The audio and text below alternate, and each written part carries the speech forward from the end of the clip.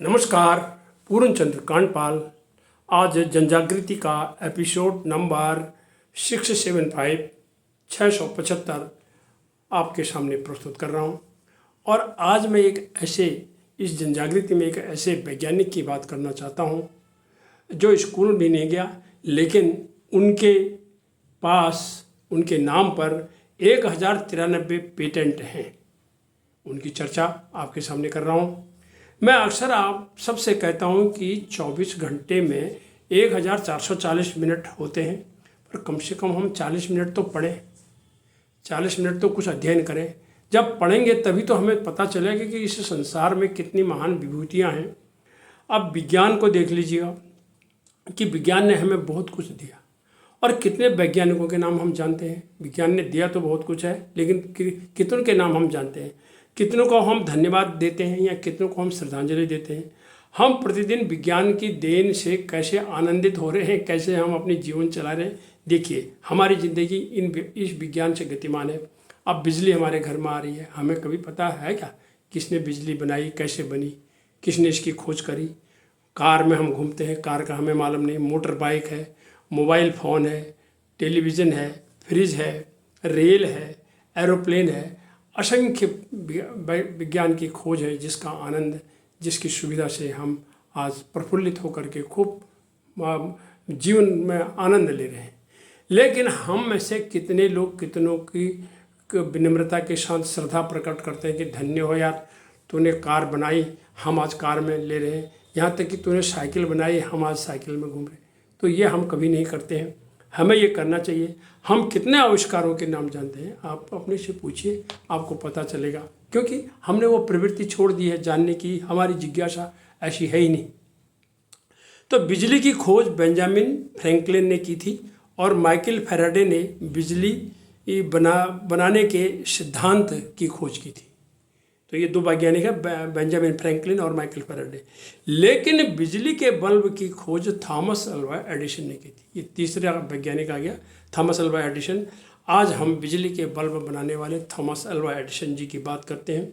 और ये उनका जन्म 11 फरवरी 1847 को मिलान, ओहियो, अमेरिका में हुआ, और 18 अक्टूबर 1931 को 84 वर्ष की उम्र में उनका निधन हुआ।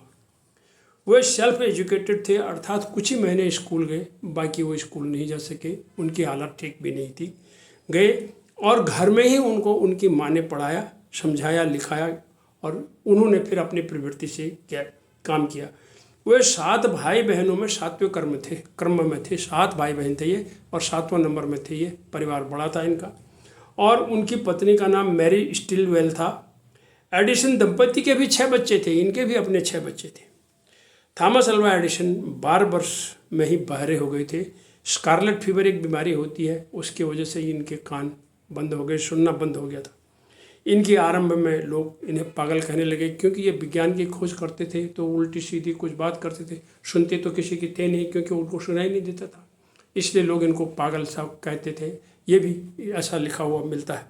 फिर ये टेलीग्राम ऑपरेटर बने ये, और उन्होंने हार में नहीं मानी ज़िंदगी में, क्योंकि जिज्ञासु प्रवृत्ति के थे तो आगे बढ़ना चाहते थे। इन्होंने बिजली का बल्ब खोजा, ताशीमीटर, फोनोग्राम जैसे कई आविष्कार किए, और उनके नाम पर 1093 पेटेंट हैं। अब आप हिसाब लगाइए, पेटेंट वो होता है जब कोई चीज़ हम खोजते हैं तो सबसे पहले वो नया होता है, उससे पहले वैसा काम किसी और ने नहीं किया होता था। तो इस तरह से इन्होंने 1093 ऐसे नए काम करे, ऐसे नई वैज्ञानिक खोज करी जो इनके नाम से पेटेंट हो गई। और विश्व के इस महान आविष्कारक ने कई अवार्ड भी इन्हें मिले, कई अवार्ड जीते इन्होंने। और आज की जो जनजागृति है, मैं इनकी चर्चा का मेरा उद्देश्य ये है कि बिना स्कूल गए विश्व में एक ऐसा महान आविष्कारक बन गए थॉमस अल्वा एडिसन, बिना स्कूल गए। अब आप इसका अंदाज़ लगा सकते हैं कि इन्होंने कितनी मेहनत करी होगी और क्या किया होगा। और वो भी उस दौर में, आज की बात नहीं है, उस दौर में जब हमारे समाज में सारी सुविधाएं उपलब्ध नहीं थी। और इनकी जीवनी हमें कुछ करने और जीवन में हार नहीं मानने का संदेश देती है।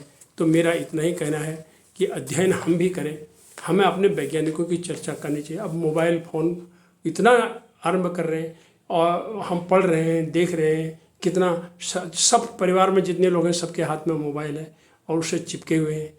कोई लोग उससे कुछ ज्ञान भी प्राप्त कर रहे हैं, कुछ लाभ भी कमा रहे हैं, लेकिन कुछ लोग सिर्फ टाइम पास कर रहे हैं और ही हा करके हंस रहे हैं। लेकिन हम कभी नहीं जानते कि मोबाइल किसने खोजा और किस विज्ञान की जो ये देन है, तो उस वैज्ञानिक का क्या नाम था। आइए हमें अपने वैज्ञानिकों को जानना चाहिए, अध्ययन करना चाहिए। कम से कम 1440 मिनट में 40 मिनट तो पढ़िए। नमस्कार।